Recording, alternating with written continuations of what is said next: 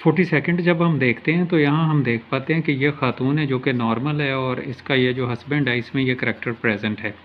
और जब इनकी हम सबलिंग लाइन देखते हैं, बच्चे बचूंगड़ों को देखते हैं, तो 3 इनके बच्चे हुए, इनकी बेटी में भी प्रेजेंट है ये वाला ट्रेट और इनके इस सन में भी प्रेजेंट है, जबकि ये वाला सन जो है इनका नॉर्मल है। जब दोनों सेक्सेस में कोई भी ट्रेट अपीयर हो रहा हो नेक्स्ट जनरेशन में, तो मोस्ट प्रोबेबली ये केस होता है कि ये ऑटोसोमल है।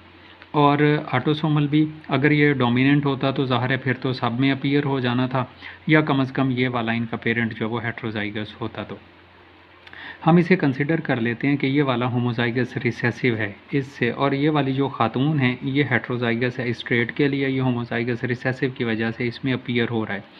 2 तरह के गैमेट्स बनने थे, 50% चांसेस थे कि इनके बच्चे इस तरह के हो जाते, या इस तरह के हो जाते, या इस तरह के हो जाते। तो ये तो कंडीशन इस चीज़ को सेटिस्फाई कर रही है कि ये होमोजाइगस रिसेसिव है। नेक्स्ट जनरेशन में हमने ये जो इनकी बेटी थी इसकी शादी करवा दी एक नॉर्मल इंडिविजुअल के साथ, और हम देखते हैं कि अगली नस्ल में सारे इनके जो बच्चे पैदा होते हैं वो नॉर्मल हैं।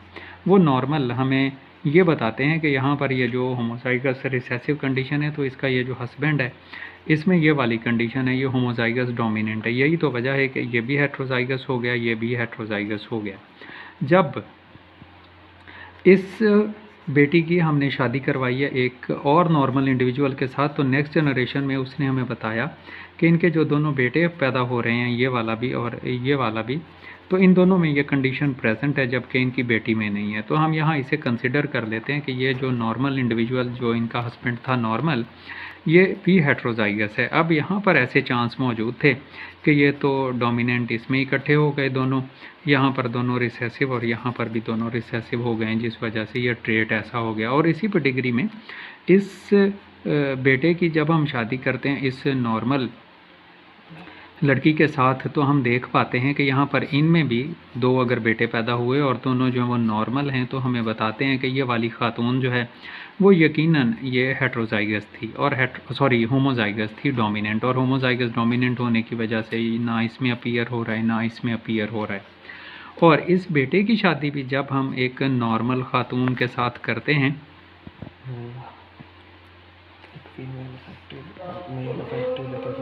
तो नॉर्मल के साथ जब हम करते हैं तो ज़ाहिर है इसके मुतालिक हम कंसिडर करते हैं कि ये ना हेट्रोजाइगस है। अब 3/4 चांस हैं कि इनका एक बेटा जो है उनमें ये वाले दोनों ट्रेट्स जो हैं वो इकट्ठे हो जाएं, दोनों अलील इकट्ठे हो जाएं और ये इफेक्टेड हो जाए जैसा कि इस ट्रेट में है, जबकि इनकी एक बेटी जो है वो नॉर्मल है। तो हम इसे ना कह देते हैं कि ये वाली जो फिनोटाइप है या ये वाला जो पेडिग्री एनालिसिस है वो सेटिस्फाई करता है कि ये जो स्पेसिफिक ट्रेट था ये वाला, ये इनमें आ रहा है होमोजाइगस रिसेसिव की जगह रिसेसिव में, जबकि बुक में ये जो 42 है इसका आंसर ना डी लिखा हुआ है और वो है ऑटोसोमल डोमिनेंट। डोमिनेंट को ये सेटिस्फाई नहीं करता, ये आएगा ऑटोसोमल रिसेसिव।